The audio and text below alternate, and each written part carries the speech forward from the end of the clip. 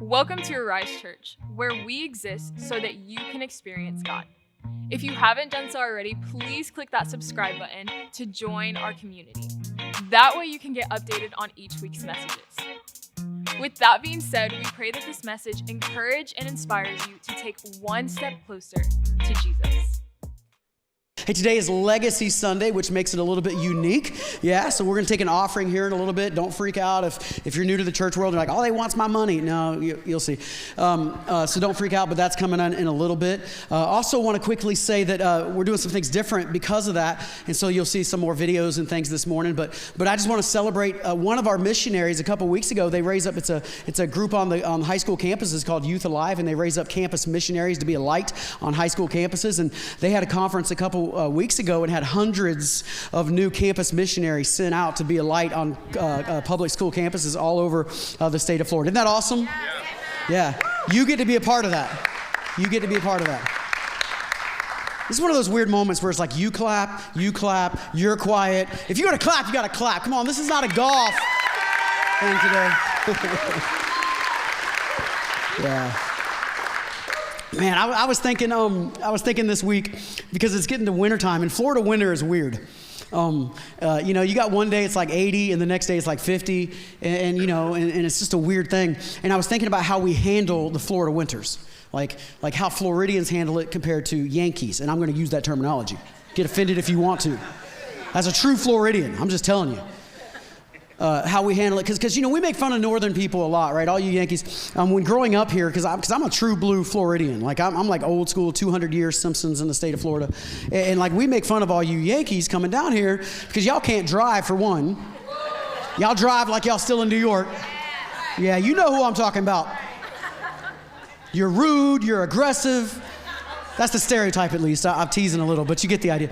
And but so we kind of tease the Yankees, but then Floridians, we do some funny stuff too that the Yankees tease us about. And so like in Florida, it's funny because when the temperature drops below 70, at 69, all of a sudden we start dressing like Eskimos. Come on. Man, we got toboggans, man. We got big jackets on. We got boots like it's in the snow or something. You know the last time it snowed in this area was 1976?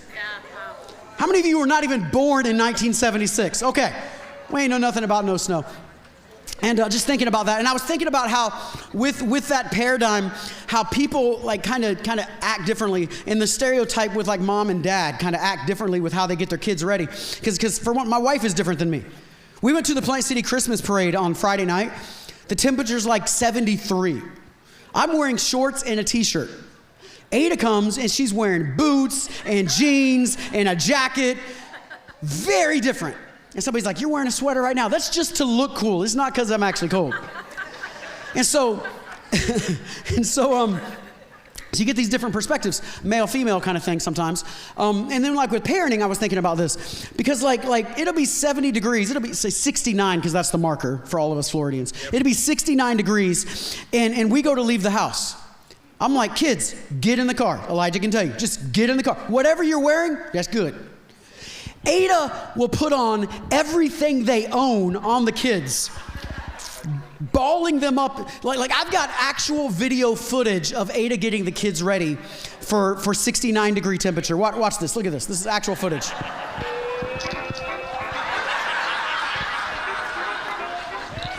Preparing to go to school was like getting ready for extended deep sea diving.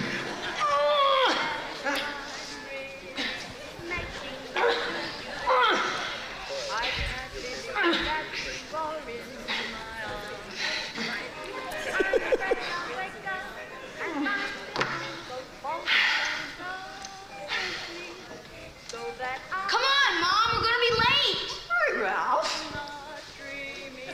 My kid brother looked like a tick about to pop. What is it?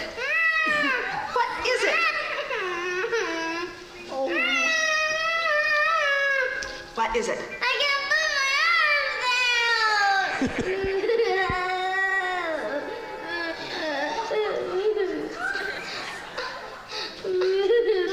arms down. Put your arms down when you get to school.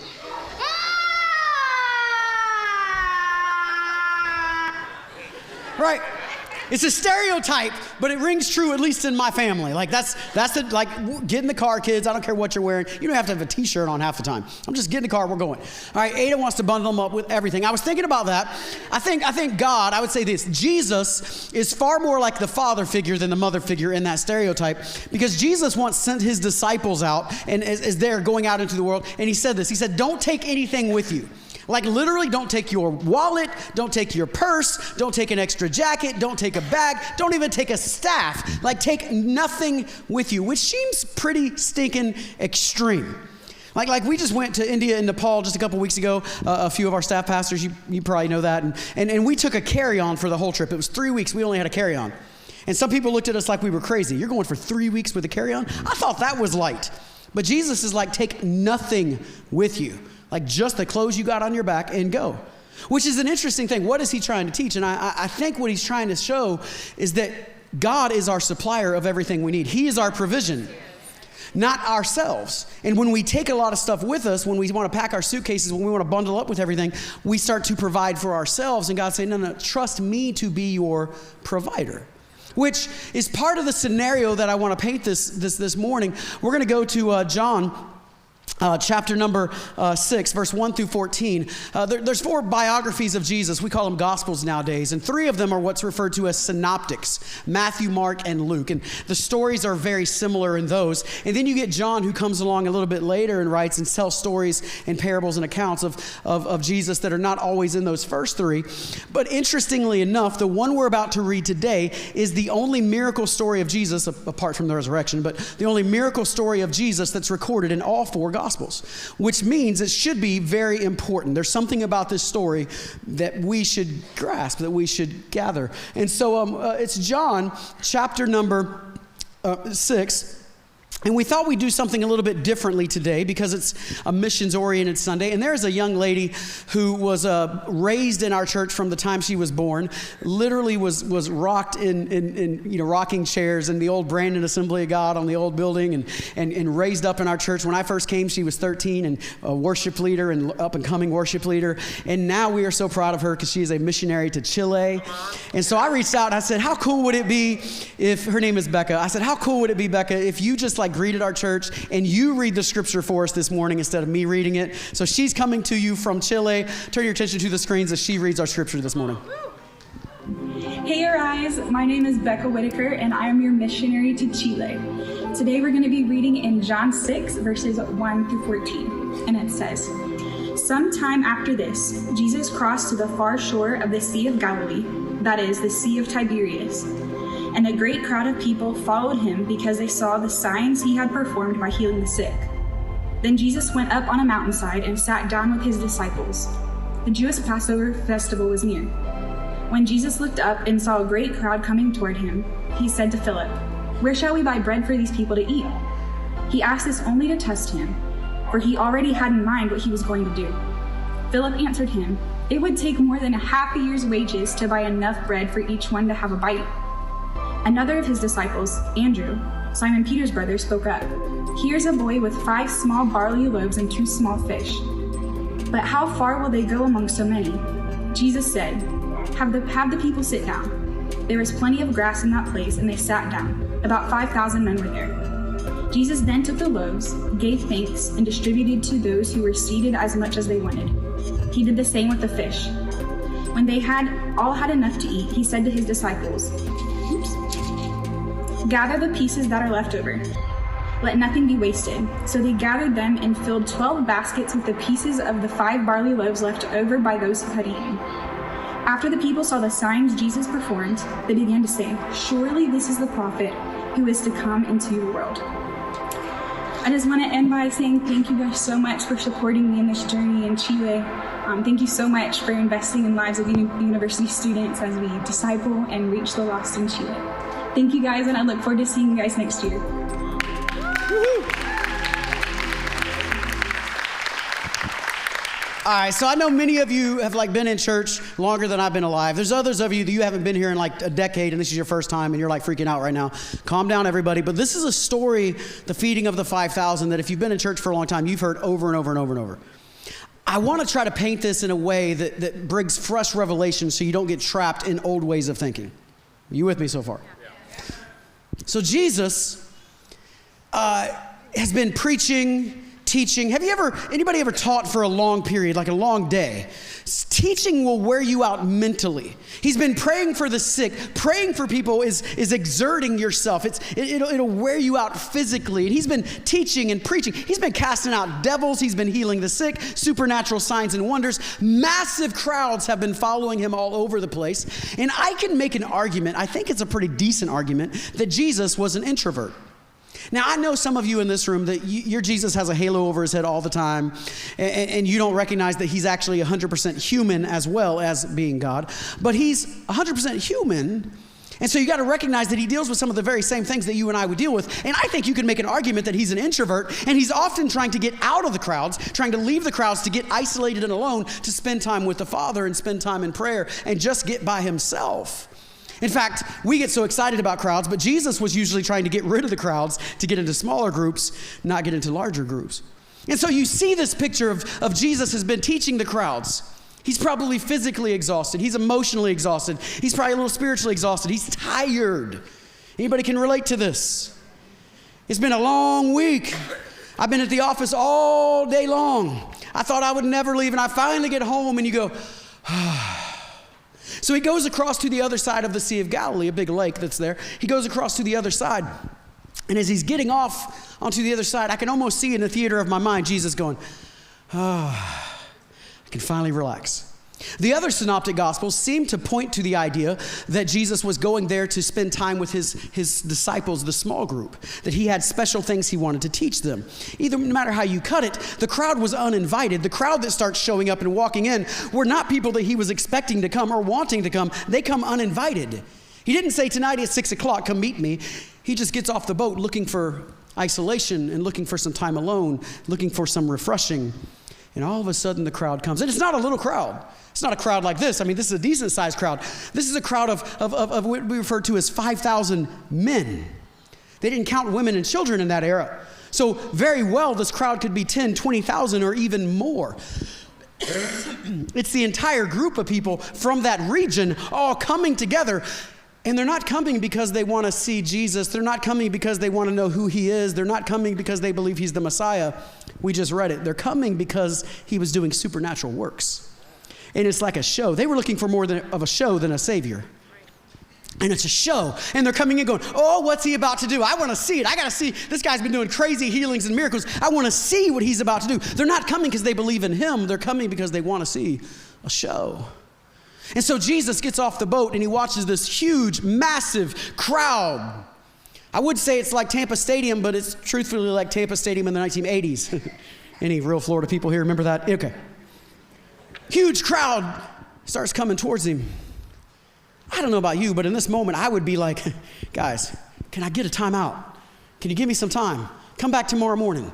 Come back tomorrow at noon. I'll spend time with you. But Mark actually says in the Synoptic Gospels in this same story that Jesus has compassion on them because they're like sheep without a shepherd. If you're taking notes, the first point that I want you to see is this: the need can seem overwhelming and inconvenient. Whenever you talk about ministry and helping people and serving other people, it's never convenient. I don't know if you've realized this yet or not. There's never a convenient time to minister to somebody, to love on somebody, to serve somebody. There will always be other things in the way. That's right. If I'm sitting in my office and it's like a slow day and there's nothing going on hardly, nobody ever calls me with an emergency. I'm just being real. All the pastors, like you guys on the front row, y'all know. It's when I'm juggling 16 things and trying to keep up with everything and I'm running from meeting to meeting to this to that somebody's going to call and have an emergency and say, hey, I need you, pastor. I need you to show up. It is never convenient to serve somebody. Maybe if it's like that for somebody, I don't know, because it's never been that way for me. But I have discovered that in the moments where it's the most inconvenient is often the moments where it's the most powerful. In the moments where I don't feel like helping somebody is often the moments that when I do help somebody, it's in a profound experience, in a powerful moment. It's the moments where I actually die to myself and what I want in my own desires to serve somebody else, that the Lord shows up in the middle of that and great things happen. I've shared this before, but some of the greatest moves of God I've ever been in, where God was moving in just profound spiritual ways, have often happened in the moments when I'm the most exhausted and tired and don't feel like being there. One time I was so sick going down a mountain in Colombia, and I got car sick, and I'm literally, I swear I must have been turning green, and I get out of the car, and I walk up, and I thought I might have a break, to breathe before you walk up to speak, and I walk up near the back of the room, and they're introducing me as I walk up. And I'm like, okay. And I walked up onto the stage, and I put my feet on the stage, and I said, God, in my weakness, you're going to have to be strong. And in that moment, it was like every bit of the sickness just left. And the Holy Spirit came out. One of the most powerful services I've ever been involved in. People were healed and delivered and set free and all kinds of things happening. But it's the moments of inconvenience where God actually does the greatest things. And if you wait for a convenient moment to do ministry, I'm just telling you now, it's not going to come. Yeah. You're like, oh, it's not convenient for me to serve somebody right now because I'm busy in life. Well, when are you not going to be busy? Maybe when you're dead. You're going to be busy all through your life. When we talk about this legacy offering we're going to take in a few moments, you can have this mentality that says, now's the inconvenient time. I don't have any money right now. I can't do anything right now because I'm a teenager. Listen, you're not going to have more money when you're in your 20s. If you think you have no money at 16, wait till you're in college and you really learn what no money is. Right? Oh, well, when I become an adult and I get a job, but then you get a job and you get married and all of a sudden you got extra bills. And now you got a kid, you get extra bills. It's never going to be convenient to serve and to give. It's not going to happen. If you're waiting till the day that you win the lottery to serve and to give, yeah, you're going to be waiting a long time probably. It's never convenient. It's never convenient. But it's always the right time to do the right thing. It's always. It's never convenient, but it's always the right time. It's overwhelming. It's overwhelming. Like what Jesus faces as this crowd comes towards him is absolutely overwhelming. How can he minister to all of these people, 10, 20,000 people all coming towards him? How can he possibly, as one man, minister to all of them? It's got to be overwhelming. And when we look at the need around the world in our community and even around the world, so many people in need, especially with the economy the way it is and the things going on in our nation and around the world, how can you do something about it? It seems overwhelming. What is my little gift that I could do anything to make a difference somewhere else? And it's overwhelming. And sometimes when we get overwhelmed, we tend to shrink back and not do anything instead of doing something. So you pick up the story in Jesus. He's tired and he's exhausted. The crowd starts coming towards him. And instead of fleeing like I would be tempted to do, he has compassion on them. And I don't know how you paint your picture of Jesus, but I'm just trying to be real with you this morning. The great theologian, truly, I'm not making this up, Leonard Sweet, he's a truly remarkable theologian. He says Jesus was a foodie. Y'all take that for whatever you want. Because there's always food around Jesus, if you ever notice. There's consistently stories of something to do with food in Jesus. He seems to like food. And so Leonard Sweet says Jesus is a foodie. And so the story goes like this, that Jesus realizes that the crowd is hungry, but I personally think he realizes that the crowd is hungry because he's hungry. I know some of you are so spiritual, you're like, oh, he got a prophetic word because they were hungry. No, his stomach started growling, and he's like, hey, we need to eat. And he's polite, so he's not like, I'm going to eat without you, so we all got to eat, right? That's just my opinion. You don't have to believe that. That's just my opinion. And so Jesus says, hey, we got to do something about this. And so he offers a test that they don't know is a test. That's an interesting one, isn't it? It's a test. We only know it's a test because in John, it tells us it's a test, that he offers Philip this test, and he says, Philip, where can we get food for all these people? Now, you should know this. Philip is from that region. He's the disciple that's from that region. So it's like being in Plant City, and you ask the Plant City boy, where should you go to find food? And so Philip's like, listen, Publix is closed already. 24-hour Walmart is too far away, and I don't want to walk in Walmart that late. Come on. Sorry to all the Walmart people. I love y'all. Ain't nobody should go to Walmart at 1 a.m. It gets crazy. It's crazy. My mind's going all over the place. I'm going to shut up. Okay. Philip's like, the Taco Bell just closed. There ain't no place to get food. And even if we could get food, where could we get this amount of money for food? It would be incredible. In fact, your translation you just read says more than half a year's wage. The original language says more than 200 denarii. Denarii was 1 day's wage. If you say 200 1 day's wages and you're working 6 days a week like they would do in that time period, that's over a half a year's wage. That is a lot of stinking money. And Andrew's like, are we supposed to go spend that much money and find that much money to go figure out some place to get food? And Philip, I think I said Andrew, but Philip doesn't recognize that it's actually a test that he's a part of right here. And it's the same test of go out but don't take anything with you. And he's wanting him to realize that I am the bread of life. That you think that you are your own provider, or Publix or Walmart or Winn-Dixie, but the truth is that I am your provider. And it's the same test of go out but don't take anything with you, because if you go out and don't take anything with you, I will take care of you. And so Philip is still thinking, well, where are we going to get the food?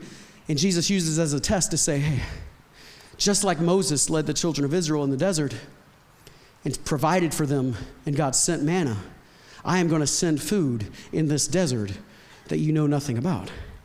But it's a test, and he doesn't realize it. I wonder how many times we fail tests because we don't realize they're tests. Did you know, like I ain't trying to be all like, but did you know that every time an offering is taken or you have an opportunity to help somebody, it's a test? Some of us fail the test because you don't realize it's a test.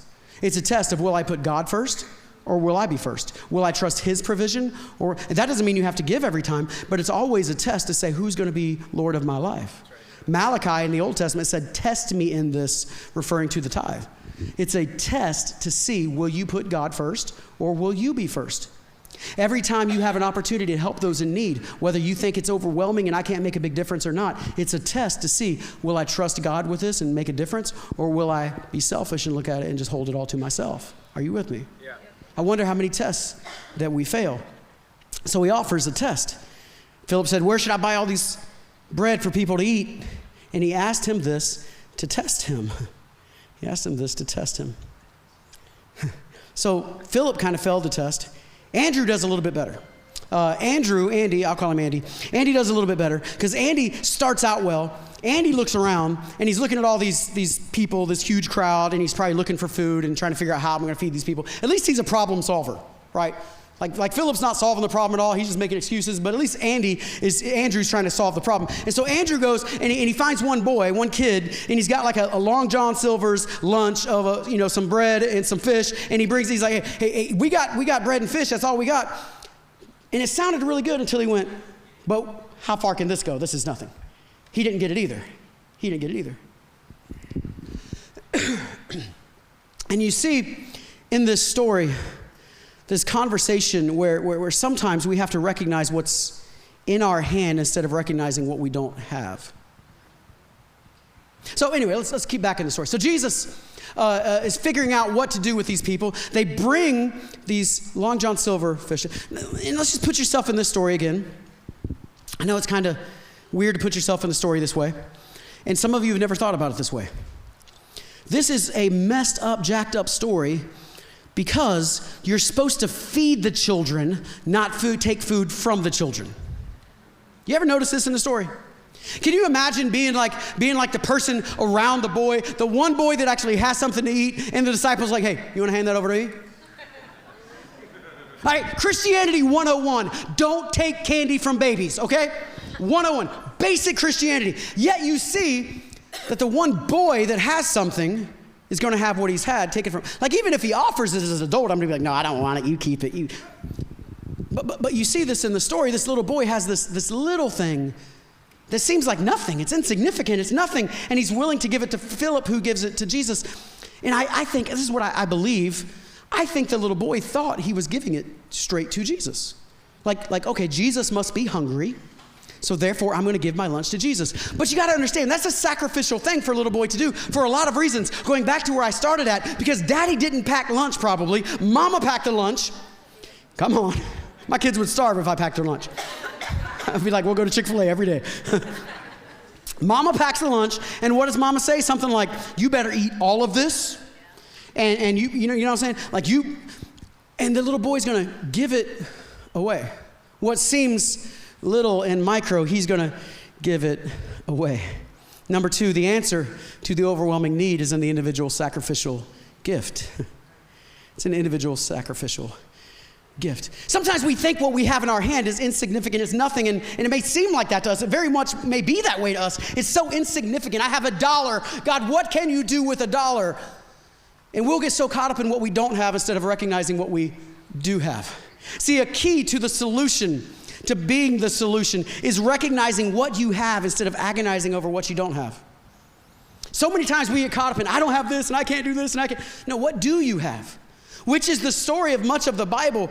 Times like where God speaks to Moses and says, what's in your hand? And Moses is like, oh, staff. Because like, I'm going to use that staff to do great things. And what seemed insignificant starts to part the Red Sea and bring water from a rock. What's in David's hand but a sling and a stone? It was nothing significant, but it was significant because God was using it. Often it's the little things in our hands, the donkey jawbone for Samson, the pen and paper for Paul that we're still quoting him today. So oftentimes it's the insignificant things that we look at, and what's the big deal about this? That somehow once it gets put in God's hands, begins to multiply, become greater than what it ever would have been. And the solution to the problem at least starts with recognizing I'm not going to agonize over what I don't have. Instead, I'm actually going to do something with what I do have. And it may not be much. I may not be able to spare a lot. I may not be able to do much, but I'm going to do what I can. And giving your little can make a big difference once it's in God's hands. Once it's in God's hands. And the key is actually getting it out of our hands. That's usually where the fight is. Getting it out of our hands and trusting God with it. That's the key. So Tom Brady will take the field tomorrow for the Bucs, Monday Night Football. I'm glad there's like 3 people still excited about the Bucs because I want to throw my shoe at the TV right now. And Tom Brady's a funny person because people will say things like he's the greatest quarterback of all time. I don't disagree with that. I think you can make a really great case. How many of you agree with that? He's the greatest quarterback of all time. How many of you are like, Pastor Brent's doing another stupid football illustration. I'm going to ignore this till it's over. Stay with it. You're going to be here. Greatest quarterback. Some people will say he's the greatest NFL player of all time. Okay, maybe he is. But then every once in a while you hear this one. This one always makes me laugh. They say, Tom Brady's the greatest athlete of all time. And I'm like, have you seen Tom Brady? Have you ever seen that clip of him without a t-shirt on? All right, Tom Brady is not fast. He is not strong. He is not quick. What about him as an athlete? Like Tom, if you ever watch this, I love you, bro. Greatest quarterback of all time? Yes. Greatest athlete of all time? I think I might be able to beat Tom Brady in a 40-yard dash, and I got a gut. Athlete? No. I struggle with that one significantly. Have you ever seen him run? Let me tell you how we lose every game forever. Let Tom Brady play running back. Because running backs are athletic. Let Tom Brady play receiver. Yeah, y'all, I'm sorry, I'm just having a conversation with you. Y'all remember like 2 weeks ago, they tried to throw a pass to Tom Brady? Y'all remember how that ended? Yeah, because he's all athletic, huh? Okay. Why? Because you would fail every time if he's playing receiver. You got to be an athlete to play receiver. You got to be an athlete to play running back. What Tom Brady does, and does so well that he's considered the greatest of all time, is he actually gets the ball out of his hands and into the hands of the people that can actually make a difference. He gets the ball out of his hands and gets the ball to Mike Evans, who's an actual athlete. He gets the ball out of his hands, gives it to Leonard Fournette, who's an actual athlete. And he's so good at getting the ball to athletes that the athletes can score. Tom Brady doesn't score much by himself. Without an offensive line in front of him, he never would score. He's so good at getting the ball to the athletes that they can do what he can't do, and they can do and get it all the way down the field and actually score points. The secret is getting it out of your hands into God's hands, because God can do so much more with it than we could ever do with it. But man, that's a hard one, man. That's a hard one because we want to, my precious, right?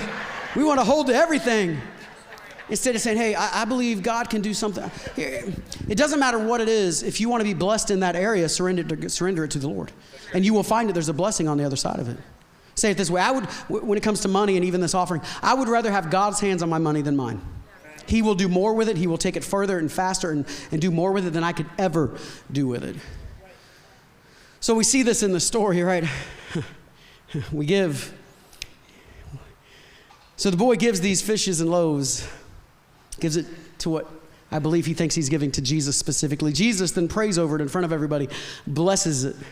As best as I can tell, I think this is where the tradition of praying over your meal comes from. And then he begins to distribute it, breaks it, and begins to distribute it, and somehow it miraculously begins to fill and feed thousands of people. Thousands of people. And I just want to say the natural had to be given first before you would ever see the supernatural. Point number 3, the natural and the supernatural belong together. So many times we're waiting for God to do something supernatural in our lives instead of going, I'm going to do the natural first. And when I do the natural, God puts his super to it, and all of a sudden you end up with a supernatural thing. But if you sit back refusing to do anything yourself, you will never actually experience it supernatural. That's right. Somebody's like, I need God to bless me. Well, have you surrendered whatever that area is so that God can bless you? Because it's hard for God to do something that you're still holding on to. It's hard for God to take something and bless it that you're still clinging to. Yeah. And Jesus did more with the food than the boy could have ever done on his own. Jesus did something that was absolutely beyond the boy's capability. And I don't know how this story all plays out, but I want to give you a couple closing thoughts in the story before we just talk about missions for a second and legacy. First of all, I don't know how this plays out, but I think the little boy, this is how I would see it in my mind, really believes he's sacrificing. I'm giving something to the Lord. Like this is my meal, yet he's not going to starve. But he really believes he's sacrificing something significant. And so I'm going to give my meal to Jesus because he's requesting it or needs it or whatever. And I'm sacrificing these fish and loaves. And he really believes he's sacrificing. I really believe that. Here's the funny thing. Some of you in this offering today are going to go, I really feel like I'm sacrificing in this offering. And in a very real sense, you may be. But I want you to play the story out. There's several things about it that seems like it's not really as big a sacrifice as you thought it was. First of all, this is the coolest thing to me. Let's say the boy, I don't know, let's just say the boy's 8 years old. Who knows? Let's say he's 8 years old. Let's say he lives to 58. Let's say he's 50 years that every time they tell this story, the only story that's in all 4 of the Gospels, every time this account comes up and they're reading it in the synagogue or they're reading it in somebody's house, this boy now, he's 21 years old, he's going, hey. You know that story? That's me. I'm that guy. I'm the kid in that story. Now I'm an adult now, but I was that kid in the story. Every time the story comes up, he's like, who's going to read the story today? Not Becca Whitaker. I'm reading this story. I was a part of this story. And he thought he was sacrificing something. He actually wasn't sacrificing nearly what he got back. He thought he was giving something of value. What he got back was so much greater. But let's take it even further because he got to see a miracle right in front of him. I don't know how this plays out. I don't know. But this is how it plays out in my mind. You can't prove this biblically, but nobody knows. But there's 12 basketfuls collected at the end, right? 12 basketfuls. What are you going to do with those 12 basketfuls? In the theater of my mind, I think Jesus takes one of those basketfuls and takes it back to this little boy and says, hey, thank you for your gift. I'm giving you a basketful back. This boy's like, I got all this food now. So this boy's now taking it home to mama. And mama is like, did you eat your lunch? No. Well, what happened? I gave it to Jesus and he gave me all this back. So now I'm feeding not only myself, my family, my neighbors, my cousins, whoever's in my village that can eat out of this whole basketful. I thought I was giving a sacrifice, but I got a basket back. I thought I was giving something that was valuable, but what I got back was so much more valuable. This is not a give to get because this is not, we're in a prosperity gospel church. I'm not saying if you give to God, he's going to send you a check in the mail this week. That's not what I'm saying. But I am saying this, that what you sacrifice for the Lord will always end up blessed on the other side. It always does. And you think you're giving something that's really valuable, but what you get back is so much greater. It's even true of your life. I don't know who I'm talking to in this room, but there's some of you, there's sometimes we can be so scared to actually give ourselves to the Lord, and I'm scared to give my life to Christ. But when you give your life to Christ, what you find is that he gives you back something so much more valuable. He gives you back wholeness and abundance, life to the fullness, instead of the little life and broken life that we often give to him. And we think it's a sacrifice, but what we find out real quickly is that it was never a sacrifice. It was never hard to give to the Lord because what he gives back is so much greater. And at the end of this story, it's really cool because at the beginning of the story, you find that the crowd comes and they're just there for the miracles. They're there to see the supernatural. But when the story ends, after they see the bread broken, after they see people fed, the crowd says, this is a prophet. They're one step closer to saying, this is the Messiah. They are actually going from on an end to actually becoming saved, as we would call it today, to believing in Christ for who he was, not just what he was doing. This little boy's sacrifice, this little boy's Long John Silver's lunch leads to people getting saved. Did you know that when you give today, some of what you give will end up leading to people getting saved in a multitude way that we can't even comprehend? Helping people in a way that we can't even comprehend. So when you give your little, it can change a lot. It can change a lot.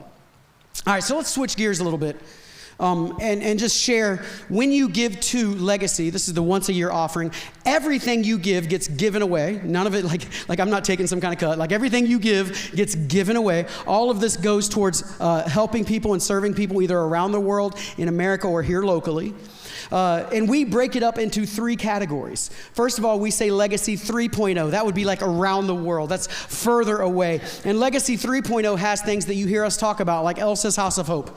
That's our orphanage for girls that we support in Nepal, that we own and operate this orphanage. We are literally rescuing girls that would be trapped in human trafficking, bringing them up, giving them an education, helping them get out of it. A couple of them we're paying for their college right now so that they can actually come out of the poverty that they've grown up in.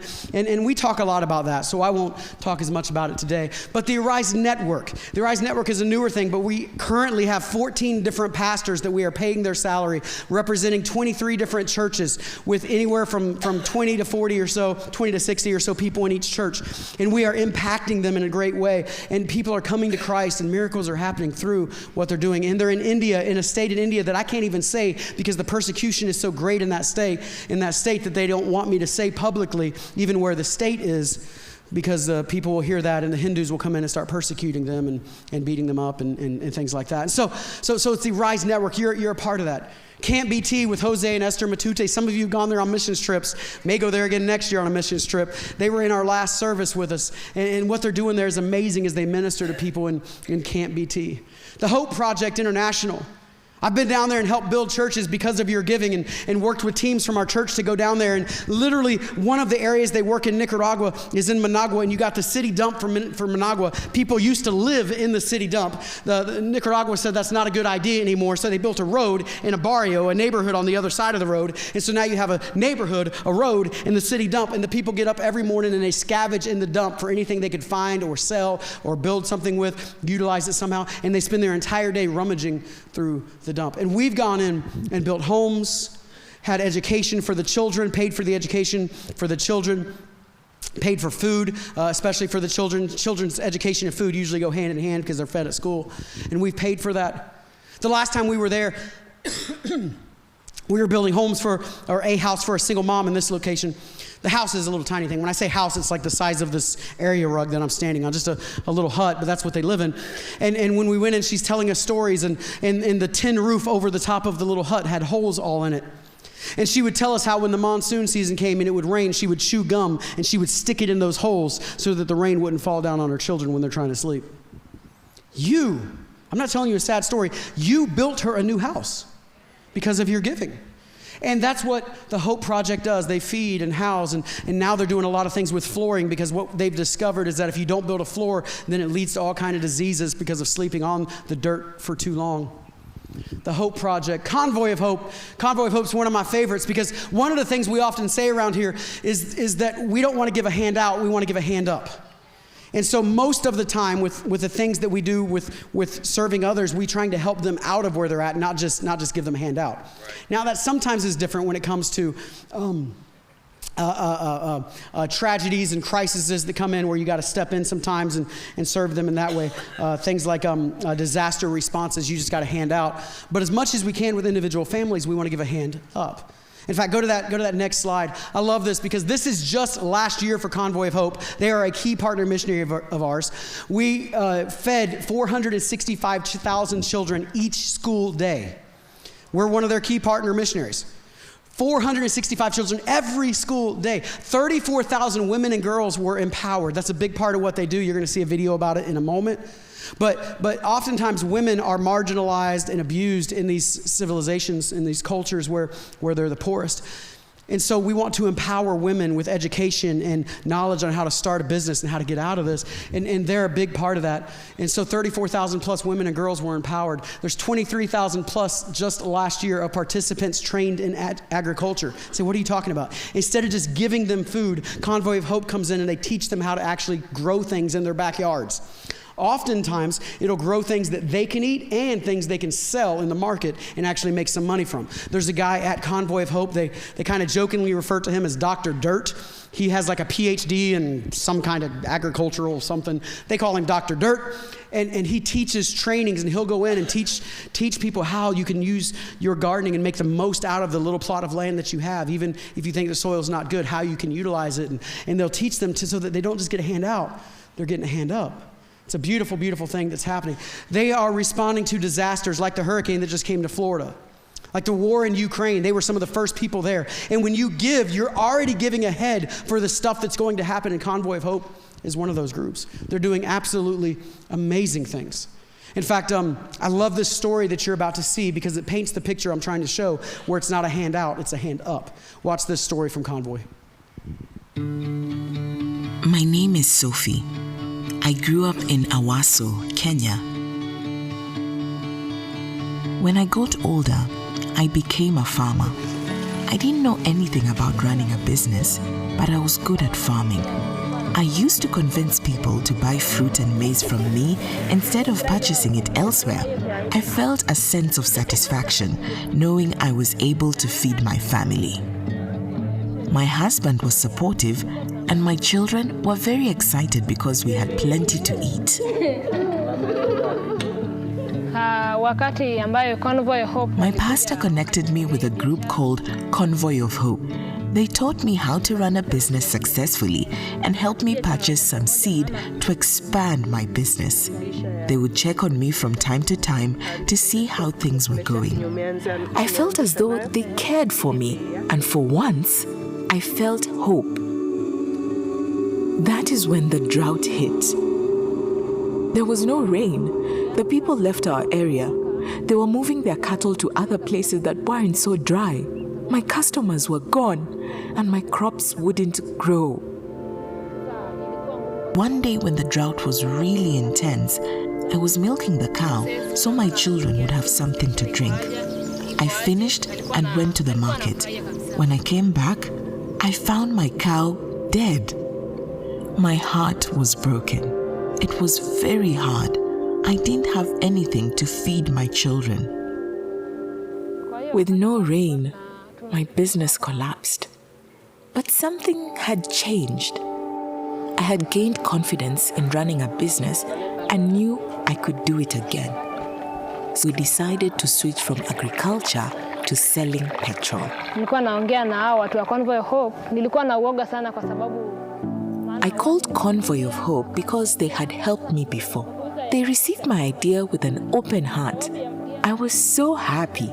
Back when I started farming, Convoy taught a business course for women at the church. We learned that debt kills a business. They also taught us to save some of our profits. These principles were vital to our success in selling petrol. Soon we had customers day and night. It was at that point that I decided to build a petrol station. It has been amazing. Nashukuru tu Mungu kwa sababu ya Convoy of Hope. Through Convoy, I was able to start businesses that have helped me be a blessing to the church and community.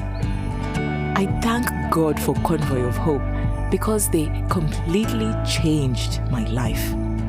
For decades, Convoy of Hope has continued to impact thousands of people in communities like this through children's feeding programs, agricultural training, women's empowerment initiatives, and disaster relief. Convoy of Hope is making an enormous impact throughout the world. You can be part of this movement by joining in the One Day to Feed the World campaign by giving 1 day's wages. You turn your daily work into action. Your 1 day transforms their every day. Thank you for supporting the mission of Convoy of Hope and bringing hope to communities around the world. Come on, isn't that awesome? I want to connect this because when you give in legacy, you are not just giving to Convoy, you're giving to people like this. You're giving to people that can get a hand up, not just a hand out, making a true difference, teaching agriculture and things like that.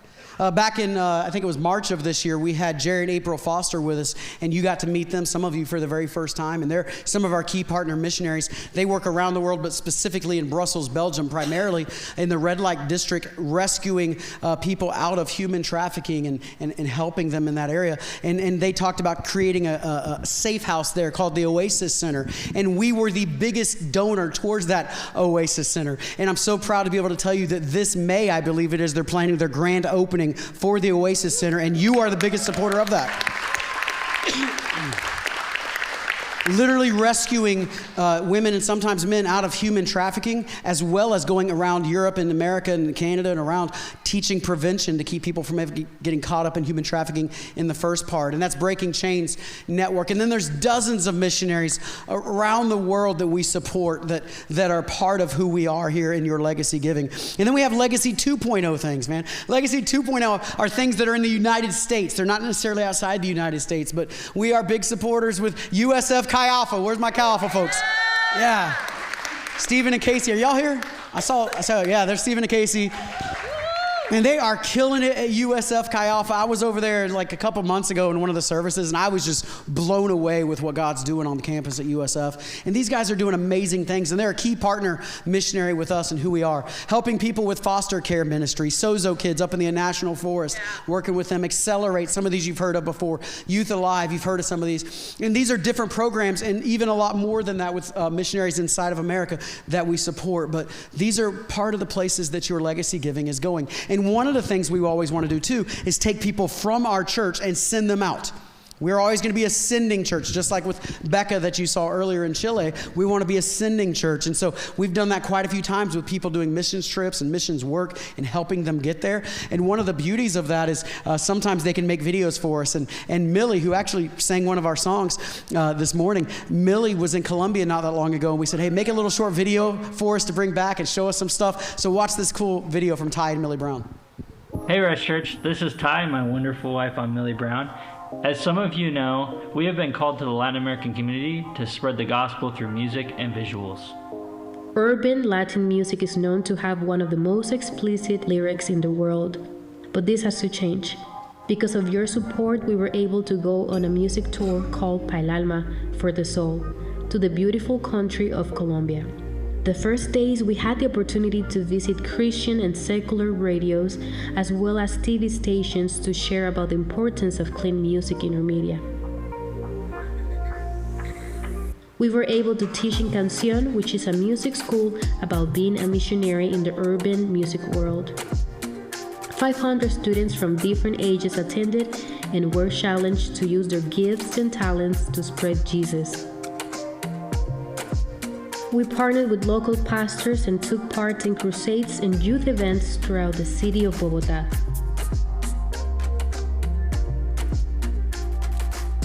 More than 3,500 at-risk youth and kids were reached, and 450 accepted and recommitted their life to Jesus.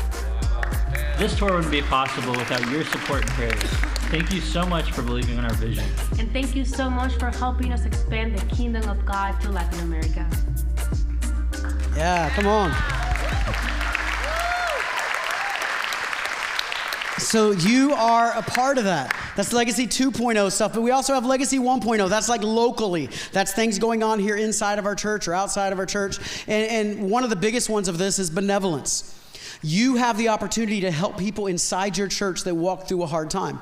Oftentimes, this is single moms, not all the time, but oftentimes it's single moms. It's people in our church that financially walk through a crisis of some sort, and we're able to step in. I'm always hesitant talking about this because I can't just help everybody, but when the need arises, reach out because we give and help a lot with benevolence. In fact, just recently, I think it was last week, there was a single grandmother who is raising a teenage grandson that had significant car problems and didn't have the ability to pay for that. She reached out to us, and we were able to take care of that for her. That's the kind of stuff that we do. And that need, by the way, is skyrocketing because of what's happening with our economy and in our community, and it's going way up. In fact, it's about 3 times as much as some of the previous years. And not only here, but outside of our church, because that's primarily in our church. Outside of our church, we partner with a group called ECHO. It's Emergency Care Help Organization. And ECHO does a lot of the same things out in the community. There's a food pantry, there's a clothing pantry. They help people find new jobs. They help with the writing of their resume, life coaching in different ways like that. And ECHO is an amazing organization. And in the last service, we actually brought Miss Eleanor, who is the leader of ECHO, brought her up onto the stage and gave her a check last service for $5,000. Yeah. And gave her $225 gift cards that you guys have been collecting the last few weeks to help in our community when they are in need. Huge blessing to be a part of that. On top of that, we were able to, in the last service, work with the Angel Foundation. The Angel Foundation steps in when somebody goes through a crisis of some sort, a physical health crisis or like a crisis in their home or something like that. In fact, there's a person in our church right now that their house burnt down, that the Angel Foundation stepped in and actually helped to get them through this hard time. And we're a big part of them. And in the last service, we brought them up and took care of some needs they had. There was a $2,000 need they had, and we gave it to them. And maybe you know Liz Brewer. She's a part of our church here. She leads the Angel Foundation. It's a beautiful, beautiful thing. Another really cool one is the Mary and Martha House. And in our South Shore location this morning, they have their service at 10 a.m. The Mary and Martha House were there, and we were able to give them a check as well. Mary and Martha House works with battered women and abused women from domestic violence, getting them into a safe place and getting them the help and the assistance that they need. And we gave Mary and Martha House a check for $5,000. And I say we because you did, not me. You did. It is a beautiful, beautiful, beautiful thing that's going on. And so hope for her, all kinds of amazing, amazing things that God is doing even here locally. And I just thought we should carry this on. I thought this would be a really cool one to carry on. And so we found out about a need a month or so ago, a couple months ago, for Brandon High School for an amazing thing that they're doing right now with a food pantry and essential needs and a clothing room and a connection. I'm sorry, I'm looking at the wrong one right now. Essential needs clothing closet for parents and teachers and such, and just a huge need that they have. And so we thought we should do something for Brandon High School too, because that's our local high school, less than maybe a mile from here. And so Dr. Klein, come on up here real fast if you would, and anybody else that you want to bring with you. This is the principal at Brandon High School.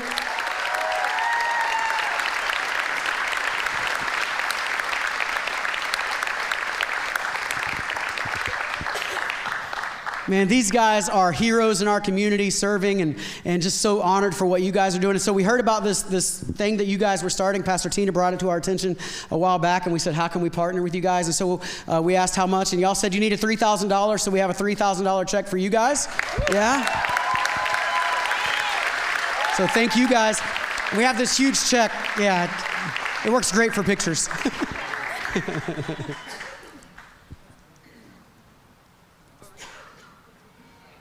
Yeah, because I'm looking at the wrong camera, aren't I?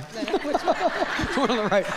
Yeah, we wanted to partner with you guys, and we want you guys to succeed. So you don't have to, but do y'all want to say anything? I'll be happy to. Thank you very, very much. Tina knows the work that we've been doing at Brandon for the last couple of years, so cannot express how proud to represent them as a principal. We have Nadine Johnson from the district office, so representing Hillsborough County Public Schools. We also have Laura Pacheco here, that is our liaison. So we are one of the very, very first 2 high schools in the school district that is an official community school. So what that means is how can the community support the work on campus, but how can our campus support the need of the community? So very, very proud for this partnership. Thank you. Thank you. So glad you guys are with us this morning, Dr. Klein. They're doing an amazing job at Brandon High School, by the way. I've been watching from a distance and through Pastor Tina telling testimonies and stories, and they are doing an absolutely amazing job. And so we partner with all kinds of things here locally within our community and all kinds of ministries. And one of those that is maybe a little bit unique to us, not that we're the only one, is that we always want to partner with local churches. Let me just be as clear as I can be. We will crucify this ridiculous idea of church competition that happens around the world. We want every church to succeed. And there is no competition. I just heard some ridiculous story this past week where somebody talked to one of our staff members. They were from another church, and they said, oh, you're our competition. No, we are not your competition. We are your cheerleader. We are your ally. We are the one in service beside you. And so we are all about the church. And we've helped a lot of churches in this area in different ways. And so a few weeks ago, maybe a couple months ago now, we have an amazing couple that actually moved down here because they are planting an Assembly of God church in this area right here in Brandon, maybe right down the street, and that's okay. Just for everybody's record, that's okay. That's right. That's a good thing. And we are excited about that and honored for that. They just had their very first little outreach that they just had a little hamburger, like a barbecue thing for the community. And we were the first people to sponsor that because I wanted to be a part of that as best as I could. And so they are here this morning. They don't even know I'm doing this really. I just made sure they were here. Cody and Alyssa, would you guys come on up?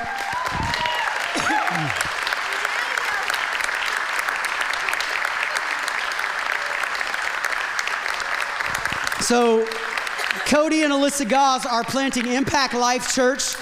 Lord willing, this Easter is the plan for the plant. They've been attending here in the meantime, although I think pretty soon they're going to be starting their own little stuff. And so we wanted to be one of the first ones. Come over on the side. We wanted to be one of the first ones to sow into you guys. And so we have a $5,000 check for you guys as well. I love their heart. Cody was with us all day yesterday in Arise School of Ministry and learning from the church leadership class. Here, it's going to block you that way. All right, that camera. Breathe. So we are really excited about this, and I want to be so very clear. From you and me and our church, we will crucify, I'm looking at the camera for anybody ever watching this, we will crucify that ridiculous spirit of church competition. We are all on the same team. If the running back scores, the receiver scores, or the quarterback scores, we all score. And when you score, we score. When we score, you score. And we want to kill that. And this is just one of the ways of doing that. So we want to sow into you guys. So thank you guys so much. You want to say anything? It's up to you. Thank you. Yeah, I just want to say thank you guys very much. You know, the idea that we're not competition, but we're partnering with Arise to reach the kingdom of God, to grow the kingdom of God. That's right. And I just want to thank you because it is a complete honor to be in the Brandon area reaching souls with you guys. Yeah. So thank you. Thanks, Cody. Thanks, Alyssa. Thank you.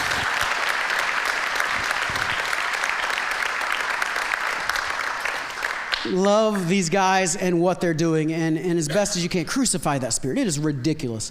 I don't care what other churches do. We will not be like that. That's right. That is not who we are. That's right. We want success of every church because we need every church. Amen? Amen. So let's crucify that kind of spirit. All right, so we've been talking all about this. Now it's time to take the offering. Again, anything that comes into this offering all gets given away, whether it's internationally or here domestically or here inside of our community, because we want to be a blessing to those in the world. We want to serve. And you may be like this little boy that didn't have much. Even your little can become a lot when it's in God's hands. Can become a lot when it's in God's hands. So we're going to watch one more quick video, and as we do, I just want you to give one more quick moment to pray and say, God, what would you have me do? I've said this now for years. This is kind of a testimony of the way we do this kind of thing in our church.